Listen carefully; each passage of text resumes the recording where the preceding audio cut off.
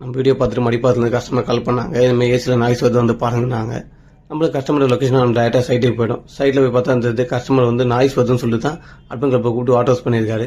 ஆனால் water wash பண்ணி முடிச்சு 2 நாள் கழிச்சு மறுபடியும் வந்து அதேமாதிரி நாய்ஸ் வந்தோடனே கஸ்டமர் நம்மளை கூப்பிட்டாரு. நம்ம டேரெக்டாக சைட்டுக்கு போய் பார்த்தோம். சைட்டில் போய் பார்த்தா இருந்தது ஃப்ரண்ட்டில் மட்டும் பர்ஃபெக்டாக வாட்டர் வாஷ் பண்ணியிருக்காங்க. பேக் காயெல்லாம் ஃபுல்லாக டஸ்ட்டாக தான் இருந்தது. ட்ரெயிலையும் ஃபுல்லாக ஜெல்லு ஃபார்ம் ஆயிருந்தது. சரி நம்ம கஸ்டமர் இன்ஃபார்ம் பண்ணால் சார் ஏசி வாட்டர் வாஷ் தான் பண்ணணும். சரி கஸ்டமர் கையோட பண்ணி கொடுத்துருங்க, ஆனால் எதனா பண்ணி கொடுத்துருங்கன்னாங்க. சரி நம்ம கஸ்டமர் இன்ஃபார்ம் பண்ணிட்டு அவுட்டரில் கேஸ் லாக் பண்ணிட்டோம். கேஸ் லாக் பண்ணிவிட்டு இண்டோர் ஃபிளார் ரிமூவ் பண்ணிவிட்டு இண்டோர் ரிமூவ் பண்ணிட்டு பாட்டாக பிரிச்சிட்டோம்.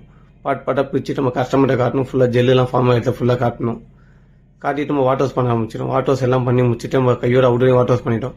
வாட்டர் வாஷ் பண்ணி முடிச்சு இண்டோர் அசம்பிள் பண்ண ஆரம்பிச்சிட்டோம். இண்டோர் அசம்பிள் பண்ணிவிட்டு இண்டோர் 3 லாக் பண்ணிவிட்டு ஃபிளார் டைட் பண்ணிட்டு லீக்கேஜ்லாம் பார்த்தோம். லீக்கேஜ்லாம் எதுவுமே இல்லை. சரி கஸ்டமர் இன்ஃபார்ம் பண்ணிட்டு ஏசி ஆன் பண்ணோம். ஏசி ஆன் பண்ணி கூலிங் எல்லாம் செக் பண்ணோம். கூலிங் எல்லாம் செக் பண்ணி நாய்ஸ் வருதான் பார்த்தோம். நாய்ஸ்லாம் எதுவுமே வரல. இதுமாதிரி டஸ்ட்டாக இருக்கும், ஃபுல் டஸ்ட்டாக இருக்கும்போது நீங்கள் கவர் கட்டி வாட்டர் வாஷ் பண்ணிங்கன்னா வேஸ்ட் ஆஃப் டைம் தான். நீங்கள் ஃபுல்லாக இண்டோரை ஃபுல்லாக பிடிச்சி வாட்டர் வாஷ் பண்ணிங்கன்னா உங்களுக்கு டஸ்ட் எல்லாம் ப்ராப்பராக வெளியே போயிடும். சரி நம்ம கஸ்டமர் இன்ஃபார்ம் பண்ணிட்டு நம்ம சைட்டில் நம்ம கிளம்பி வந்துட்டோங்க. இது போல் சர்வீஸ் வேணால் கீழே இருக்க நம்பருக்கு மறக்காமல் கால் பண்ணுங்கள்.